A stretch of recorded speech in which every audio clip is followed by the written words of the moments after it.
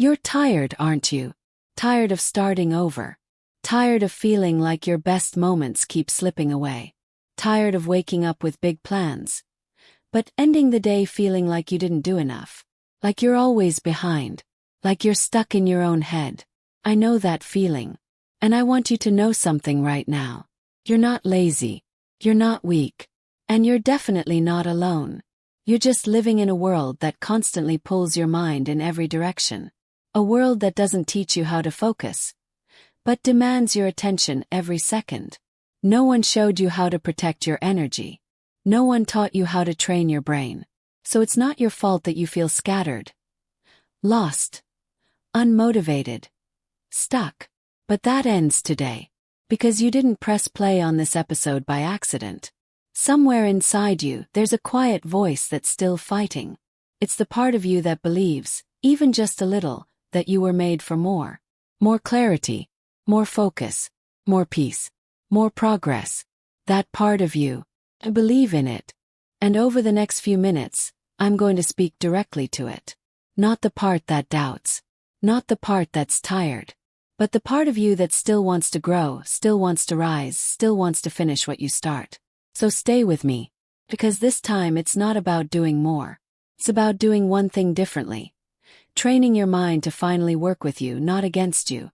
And once you understand how to do that, you won't just focus better. You'll start becoming unstoppable. Take a breath. We're just getting started. Sometimes you sit down to work, and before you even realize it, your hand reaches for your phone. You scroll. Check. You refresh. You tell yourself it'll just be a minute. But the minutes disappear. Other times you open your laptop, determined to finally focus. But your brain feels cloudy. You find yourself opening too many tabs, switching between things, searching for a spark that never quite comes. You're not lazy. You're not unmotivated. And you're definitely not broken. The truth is, your brain is just doing what it's been trained to do, without your permission. You see, your brain is built to protect you. It's a survival machine. Its job isn't to make you productive or successful or focused. Its job is to keep you safe. And in the language of your brain, safe often means comfortable. It means familiar. It means easy. So when you sit down to do something challenging, something uncertain, unfamiliar, or uncomfortable, your brain quietly looks for an exit. And in a world filled with noise and distraction, exits are everywhere. One swipe, one click, one notification, and you're gone. Not because you want to be, but because your brain has learned, over time through repetition, that distraction is safer than effort. That instant pleasure is easier than deep focus. That comfort is better than growth. Think about it. Every time you give in to that little voice that says, let's check for a second, just one video, just one scroll, your brain rewards you with a tiny hit of dopamine. A little spark that says, good job. You escaped discomfort. But what your brain doesn't know unless you teach it, is that you just stepped away from your future. You walked away from your progress. You traded clarity for noise. And the more you repeat that cycle, the more automatic it becomes. That's why it feels harder and harder to focus. Not because you're incapable, but because your brain has been trained, slowly, silently, to seek distraction. And like any habit, it grows stronger every time you feed it. But here's the part that matters. If your brain can be trained one way, it can be trained another. The same system that now pulls you away can be rewired to pull you in. Your brain isn't fixed. It's flexible. It learns fast. Follows the path you walk the most. And starting today, you can begin walking a new path. One of focus, clarity, presence, and purpose. But before we get there, I want you to pause and feel this. There is nothing wrong with you. Nothing is missing inside you. You've just been living with a mind that was never taught how to focus, how to stay still, how to serve your goals instead of sabotaging them. That ends now. Because once you understand how your brain works, you can change how it behaves. You can shift from reacting to leading. From chasing distractions to creating something real. And in the next part, I'll show you exactly how. For now, just sit with this truth. You are not the problem. Pattern is. And the good news is, patterns can be broken.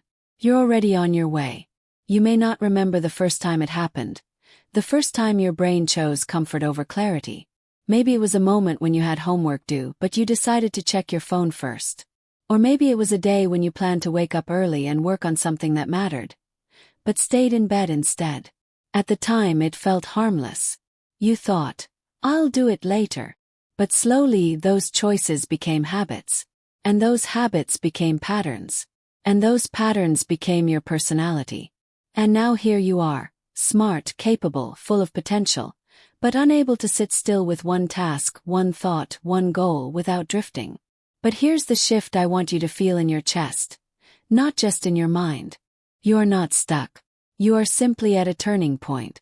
And from here you get to choose. Do I keep following the old path, or do I build a new one? I want to tell you a story. A few years ago, I met a young man named Min. He wasn't extraordinary in any obvious way. He wasn't the top of his class. He didn't speak loudly. He didn't have a lot of confidence. But he had one thing most people didn't.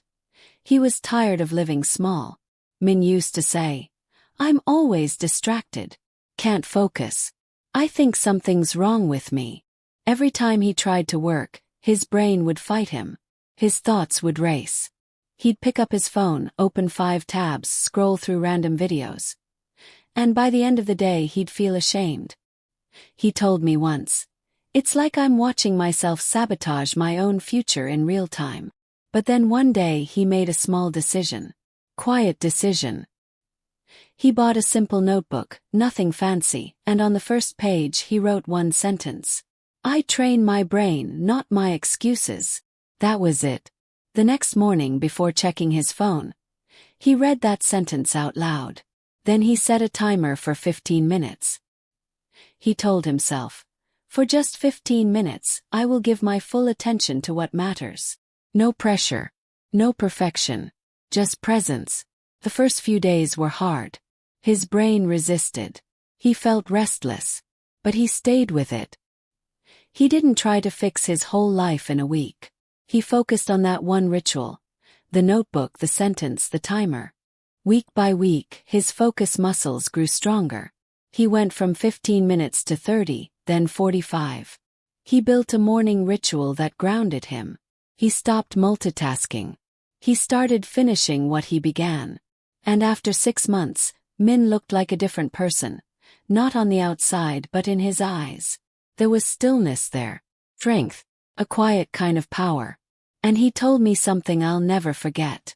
He said, I thought I needed more motivation. But all I needed was to stop lying to my brain. 'Cause your brain believes what you show it.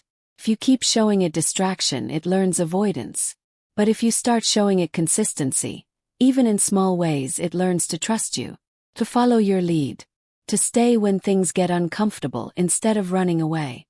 That's the turning point. That's how rewiring begins. Not through a big dramatic transformation, but through simple repeated acts of focus. You don't need to fix your whole life this week. You just need to create one new signal. One ritual that says to your brain, I am not here to escape. I am here to build. In the next part, I'll show you exactly how to design that ritual. A simple system that will help you begin training your brain like a warrior, one session at a time. But for now, I want you to remember this. Your future is not built by your intentions. It is built by your repetitions. And every time you choose presence over distraction, you're rewriting who you are. Now that you understand how your brain has been trained, not by choice but by repetition, it's time to give it a new pattern. Better one. One that works for you, not against you. This is where your transformation begins. Not by waiting for the perfect time. Not by waiting to feel more ready. But by deciding here now to train your mind in a new way. Let's start simple. Think of your brain like a garden. Right now, it's full of random weeds, planted by distraction, procrastination, anxiety. They didn't grow overnight. They grew from small habits, repeated over time. But the moment you begin planting something new, something intentional, the entire garden begins to change. Slowly at first, but deeply. And it all starts with a ritual. A ritual is not just a routine. It's not just a checklist. A ritual is something you do with meaning. It's a small action that sends a powerful message to your brain. We are doing something important now. Doesn't have to be fancy. Just has to be consistent, personal, and clear. So how do you build your own focus ritual? Start by choosing one small time window in your day, just 15 to 30 minutes, where you'll train your brain to stay present. Don't wait for motivation. Don't wait for the perfect mood. Pick a time and protect it like something sacred. This is not maybe time. This is no matter what time. Then, before you begin, create a physical cue. Something your brain will learn to associate with focus. Could be lighting a candle, putting on a specific instrumental playlist, turning off your phone and placing it out of sight, or even just opening a notebook and writing one sentence. That's what Min did. His sentence was, "I train my brain, not my excuses." Yours can be whatever speaks to you. Something that makes you feel grounded, strong, and intentional. Now, when you sit down, make a promise to yourself. For the next 15 or 30 minutes, I will give this task my full attention. You don't need to do it perfectly. You just need to stay. Stay through the restlessness. Stay through the urge to check your phone. Stay even when your brain tells you, "This is boring," or "We can do this later."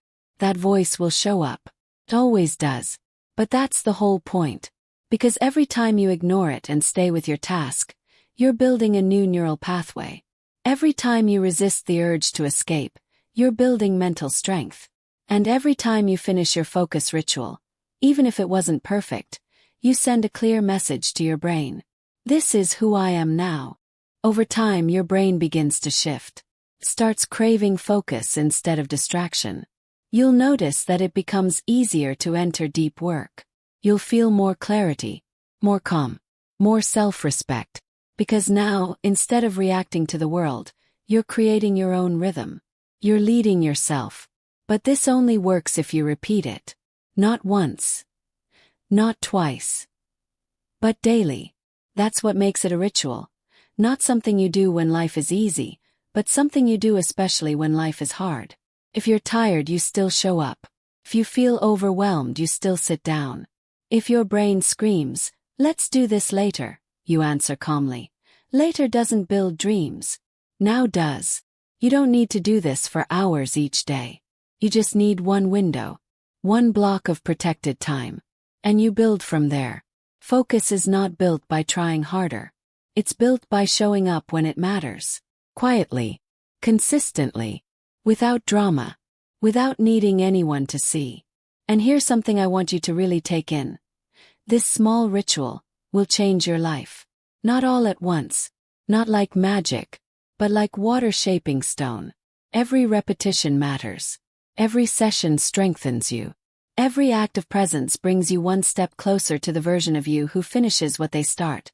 The version who no longer runs from discomfort but rises inside it. So starting tomorrow, or better yet starting today, I want you to create your ritual. Write your sentence. Pick your time. Set your space. And begin. It might feel awkward. You might fail the first few times. That's okay. It's not about perfection. It's about becoming. And the only way to become is to begin. At first, your ritual will feel strange. Maybe even uncomfortable. You'll sit down, light your candle, open your notebook, and try to focus. But something inside you will start to fight back. Little voice. Subtle at first. Whispering, not yelling. It might say, "This is pointless." Or, "You're not good at this." Or, "Let's just check one message first. One quick scroll. You've been good today. You deserve a break." And if you're not paying attention, that voice will win. But here's the truth no one tells you. That voice is not you. It's a leftover recording. A mental habit. A pattern that was built by repetition and fear. Sounds like your voice. Feels like your thoughts. But it's not the truth. It's a story your brain created to protect you from discomfort. And when you start to focus, when you begin to take control, that old pattern panics. 'Cause it senses change. And change feels dangerous to a brain that craves the familiar. Even if the familiar is pain, delay, or disappointment, it's still what your brain knows. So what do you do when that voice shows up? You talk back. Not with anger. not with force, but with quiet, grounded truth. You say, "Thank you, mind." Hear you. "But I'm doing this anyway." You say, "Yes, I'm uncomfortable. But I've been here before. And I'll get through it." You say, "I don't need to feel perfect to do what matters. I just need to stay." You say, "I'm not quitting today." And every time you say these words, your brain listens. Every time you gently override that first thought with a stronger second one, you are rewriting your identity. Because the truth is, the first thought is automatic. But the second one, that one is yours. That's where your power lives. So when the thought comes, "I can't do this," you whisper back, "I'm still learning, but I'm not leaving." When the thought comes, "This is too hard," you reply, "It's hard because it matters." When the thought says, "I'll never finish," you say, "Maybe not today. But I'm still here. And that counts." And if the voice gets louder, if it says, "Why are you even trying? You always quit," you breathe deep, place your hand on your chest and say, "Not this time." You don't need to silence the voice. You just need to stop obeying it. You lead it now. You choose the direction. This is how you build mental discipline.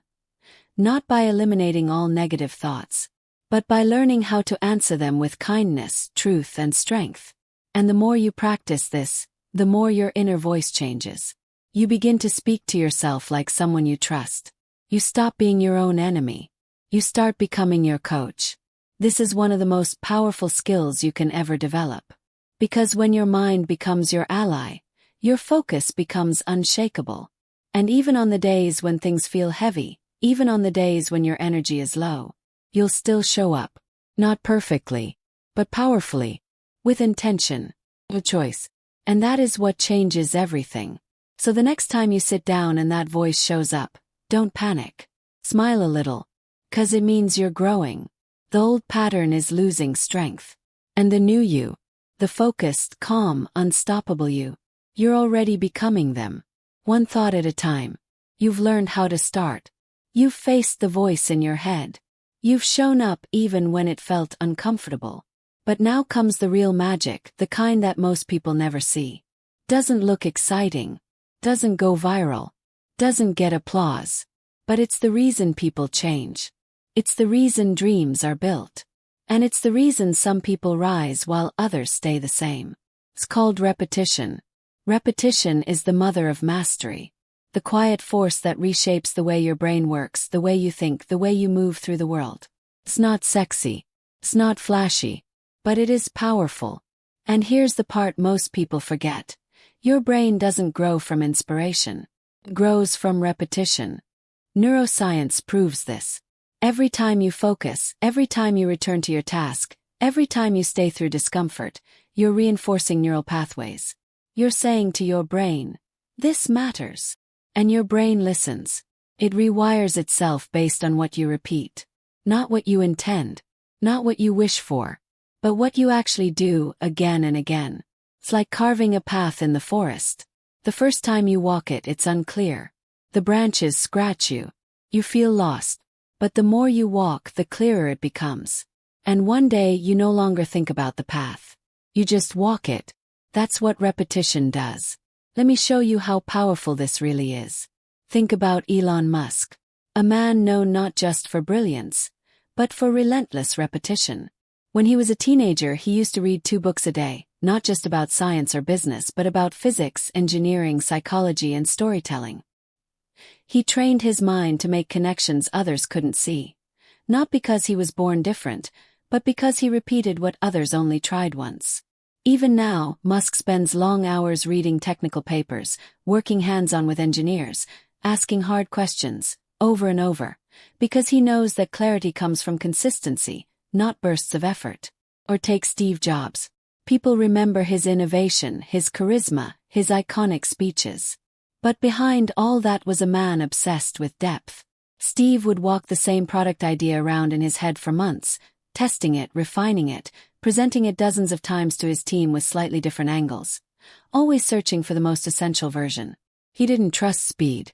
He trusted clarity born through repetition. Even the original iPhone wasn't a sudden genius idea. It was the result of years of slow, steady iteration. These people didn't become legends by doing something once and getting lucky. They became great because they chose what mattered and repeated it until the world had no choice but to notice. And you can do the same. You don't need to build rockets or invent smartphones.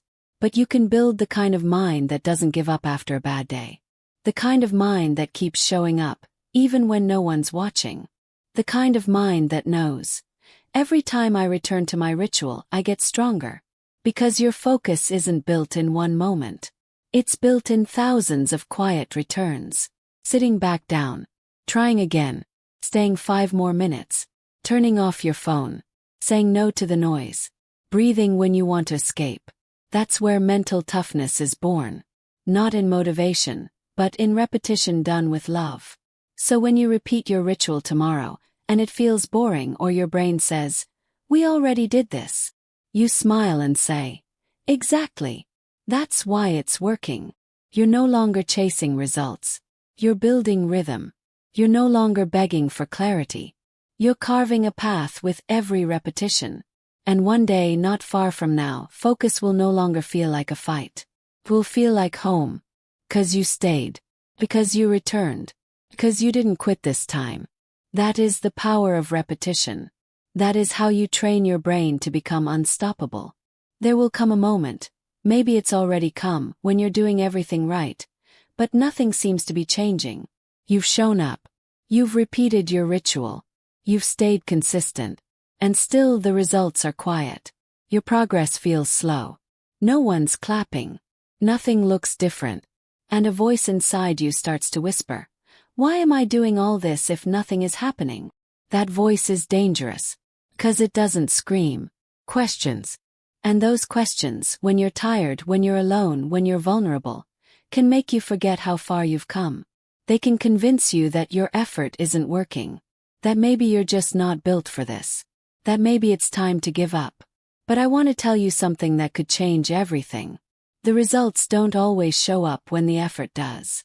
Sometimes the progress is invisible.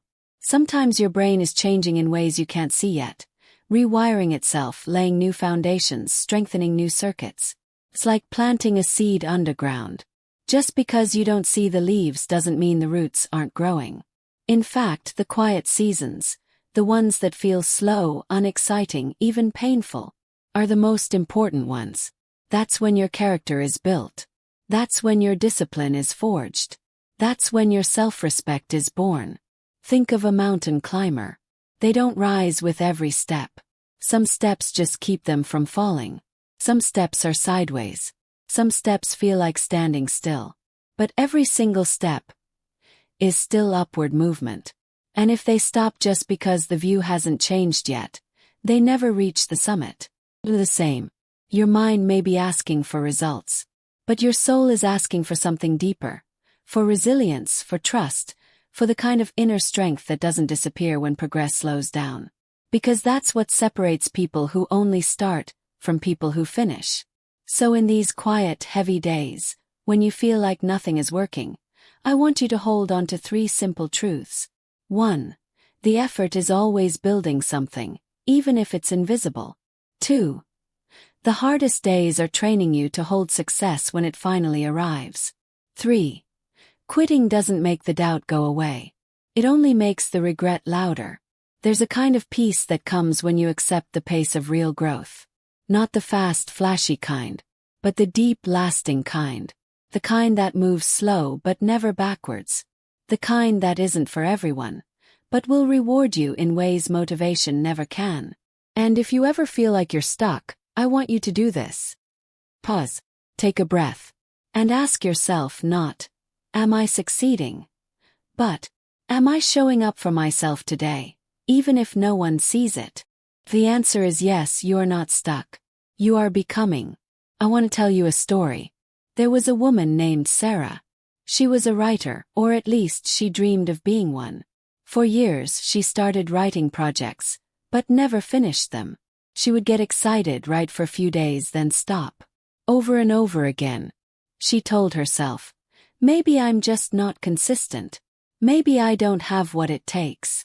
Then one day she made a decision. No more quitting. No more starting over. No more judging herself by results. She set one rule. Write for 30 minutes a day no matter what. Not for perfection. Not for success. Just to show up. The first 2 weeks were beautiful. Flow came easily. The words felt good. But in the third week, the fire faded. She hit a wall. No inspiration. No excitement. Just resistance. The kind that whispers, "Why are you doing this? It doesn't matter." But instead of stopping like all the times before, Sarah kept going. She wrote when it felt boring. She wrote when it felt pointless. She wrote when she didn't believe in herself. 30 minutes a day. Every day. No applause. No likes. No audience. And 3 months later, she finished her first book. When people asked her how she did it, she said, "The book wasn't written on the days I felt inspired. It was written on the days I showed up anyway." That's what gets you through the slow seasons. Not motivation but identity. The belief that you are the kind of person who stays, even when it's hard. The kind of person who moves forward even when nothing moves around you. The kind of person who writes their story, one imperfect sentence at a time. So if you're in that season now, if things feel heavy, slow, uncertain, I want you to pause. Place your hand on your heart. Breathe in deeply. And speak these words out loud. Slowly, gently, with full belief. I trust my pace. I am not falling behind. My progress is real, even when it's quiet. Every small action is shaping my future. I don't need proof. I need patience. I stay. I grow. I finish. Say it again tomorrow. And the next day. Especially on the hard days. Because those are the days when your brain is listening most closely. The world may not notice your effort yet. But your future already feels it. And one day you'll look back on these slow, silent days. And realize they were the most important ones of all. The world is not designed for your focus. Let's be honest, it wants you distracted.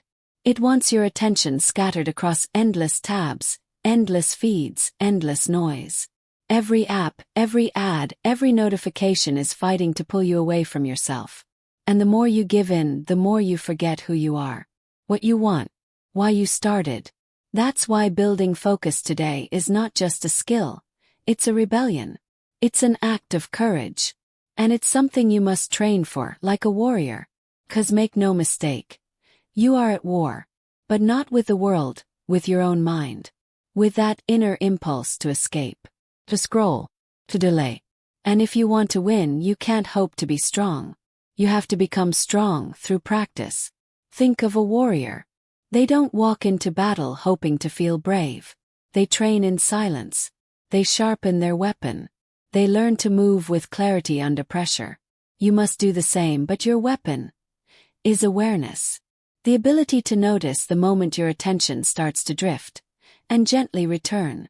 The ability to say no to the dopamine traps, not with willpower, but with wisdom. The ability to stay present when your mind wants to run. So how do you train like that? First, you simplify your battlefield. Turn off the noise. Silence notifications. Declutter your digital space. Put your phone in another room during your focus time. Yes, it's uncomfortable. That's the point. That's the resistance. That's where the training begins. Then create a container for deep focus.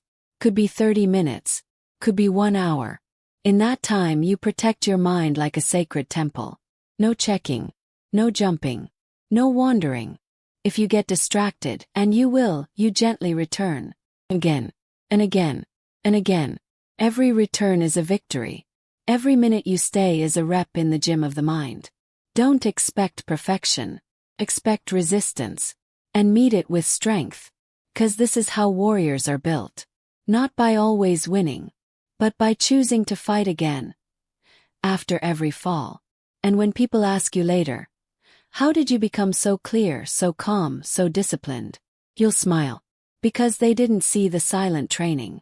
They didn't see the early mornings, the small rituals, the moments you said no to what was easy and yes to what was right. But you will remember. 'Cause you lived it. So from now on, every time you sit down to focus, I want you to remember this. You are not just doing work. You are training your mind to obey your mission, not your mood. You are not just avoiding distractions. You are forging discipline in a world that rewards chaos. You are not just building a habit. You are becoming someone who finishes what they start. Breathe deep. You are no longer a passive scroller in your own life. You are a builder, leader, quiet warrior. And your attention, it's your most sacred power. Protect it like everything depends on it. 'Cause it does. Focus isn't just something you do. It's someone you become. You see, you can't fight for your attention every day if your identity still believes you are someone who gets distracted. That's why the final shift, the most powerful shift, is this. Make focus a lifestyle. Make it part of who you are. Because when something becomes your identity, you no longer have to force it, it flows from within. You don't say, I'm trying to be focused. You say, I am someone who values my mind. I am someone who protects my attention. This isn't about hustle culture. It's not about doing more faster. It's about living with intention. About reclaiming your hours, your energy, your joy. Because distraction doesn't just steal your time. It steals your presence. Pulls you away from the people you love. It weakens the connection between you and your purpose. And most dangerously, it disconnects you from yourself. So how do you build a life where focus is not just a habit, but a way of being? You start small but with commitment. You define non-negotiables. Maybe it's morning silence. Maybe it's journaling before screens. Maybe it's 1 hour of deep work where the world cannot reach you. You make these small rituals sacred. Not because they're dramatic, but because they're consistent. They are proof every day that you are choosing presence over noise. And over time, something shifts. You stop craving stimulation. You begin to crave clarity. You stop chasing distractions. You begin to crave depth. You start walking slower, thinking deeper, loving more intentionally. You stop splitting your attention into tiny pieces for everyone else. You stop living a life that feels like fragments, and start living whole again. That's when people notice. They say, you seem so grounded. You feel so calm to be around. You get so much done, but you're not in a rush. And you smile. Because they're witnessing your transformation. Not because you've changed what you do, but because you've changed who you are. You are no longer a victim of the modern world. You are a builder of your inner world. And that world, clear, still, and powerful, becomes the foundation for everything you create. So let this be your way of life now. You wake with intention. You speak with purpose. You work with depth. You rest with presence. And through it all, you guard your focus like a treasure. Because your life becomes what you give your attention to. And you are worth living a life undivided. You made it to the end. And I want you to know, that is not a small thing. That is proof. Proof that something inside you is awake. Proof that you're not numb like before. That you care. Proof that a quiet fire is burning. The desire to reclaim your life. Maybe your journey isn't perfect yet. Maybe you still get distracted. Maybe you still fall into the noise. But that's okay. 'Cause now you see it. And once you see it, you can change it. Not all at once. Not overnight. But every day with presence and grace. You're not lazy. You're not broken. You're not too late. You are simply learning how to come back to yourself. And that is the most beautiful kind of return. From now on, let this be your reminder. Your mind is a garden. Every thought a seed. You get to choose what you plant. You get to choose what grows. You get to choose what you remove. Gently, kindly, without shame. And with every act of focus, with every small moment you choose presence over distraction, you are healing that garden. You are turning it into a place of power. So breathe. Speak to yourself with gentleness. Walk slower. Think deeper. Feel fully. Because your worth has never been based on your productivity. Your worth has always been in your presence. And remember this. You don't need to be perfect to be powerful. You just need to be present. And committed. One deep breath at a time. One focused moment at a time. One choice at a time. So go not with pressure but with peace. Go build your life like a quiet revolution. Because when you train your brain to focus, you are not just building habits. You are building you. And that version of you, calm, clear, unshakable, is already waiting to be lived. If this podcast gave you clarity, peace, or power, don't leave without subscribing. More healing motivational English episodes are coming every week. Subscribe now and turn your YouTube into a place of personal transformation. Train your brain. Heal your focus. Change your life.